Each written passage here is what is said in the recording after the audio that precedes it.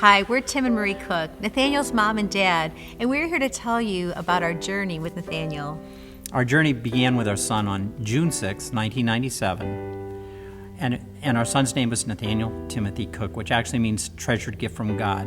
He was our third child. We had two daughters, a 3-year-old who was Ashley, and a 5-year-old who was Brianna. And immediately we were thrust into caring for our little boy at Arnold Palmer Hospital.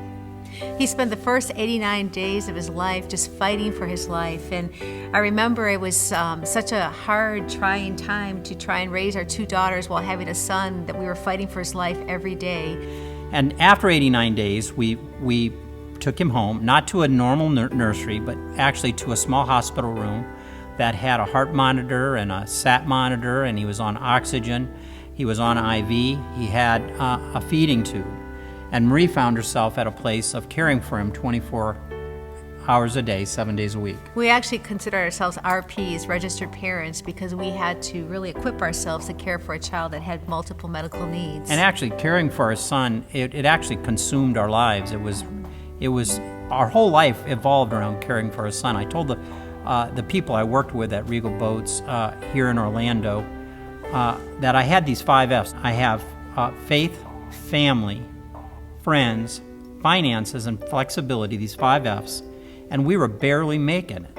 And I said at the time, I don't know how people that only have 2 F's or 3 F's, how can they possibly make it when we're barely making it with these 5 F's? Oftentimes families are in survival mode, just taking everything it takes in you just to care for your child, just to get through the day. And so we became part of that community, and it was really tough. He had numerous surgeries in his life, actually more than 7 of them, but 3 of them were for craniosynostosis, and that 2 of them we had here in Orlando, and then we took him to Dallas, Texas for a third. And the surgery went well, but he ended up getting pneumonia, and during the course of that time in the hospital, there's a nurse that's standing over our son's bed, and she's weeping, and she says, there's just something about this boy. There's just something about this boy. And as we begin to talk, we find that she's of like faith, and she says, I don't normally do this, but can I pray for you? And we said, of course. We're spiritually bankrupt, physically bankrupt, emotionally bankrupt, after just fighting for our son's life again 11 days in Dallas. And as she prays, she didn't pray a typical prayer. She prayed that my son's purpose would be fulfilled. We thought kind of an odd prayer because he never walked or talked or ate with his mouth, but she prayed that his purpose would be fulfilled. A year later, unexpectedly, without our permission, he had a change of address from earth to heaven when he passed away in my arms. And we realized at that point that wasn't the end, but it was the beginning, that God wanted us to steward our whole journey with Nathaniel. Because from the time that we found out we had a child with special needs to the time that God took him home, it was a journey, an unanticipated journey, a path that we never expected. There's a paraphrase quote by author, philosopher named Soren Kierkegaard that says, we live life forward, but we understand life backwards. We live life forward, but we understand life backwards. And so we were living life forward for 4.5 years. And now, after his death, we realized that we needed to take that which we learned and apply it to life. And we realized that we needed to do that by starting a ministry to cheer on families that only have 2 F's or 3 F's.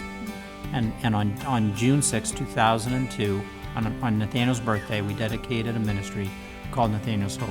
So Nathaniel's Hope is dedicated to pull alongside families and just encourage them on their journey, to bring hope to them. And we like to call kids with special needs VIPs because we hate the term disabled, handicapped, because they're kids before they are a disability. So we want to cheer on these families, but also we want to provide opportunities for the community and the local church to pull alongside and to make a difference in this community. And so we have 4 basic programs that we do. We have an international birthday club where we have over 10,000 kids with special needs really from around the world that are part of that club. Annually, we host an event called Make 'em Smile, which we think is the biggest birthday party in the U.S. for kids with special needs over in Orlando, Florida. We host the Christmas programs, Christmas with Nathaniel's Hope, where we try and encourage families and help them by supplying toys through Nathaniel's Toy Shop or going into hospitals on Christmas Day. We just want to make a difference, but one of the biggest ways we make a difference is through a respite care program called Buddy Break, where we teach teach people who know nothing about disability to partner with families and to make a difference in caring for their children so that they can get a break. So this is our journey, and we just want to invite you to learn more about the journey and to become a part of our journey. God bless you.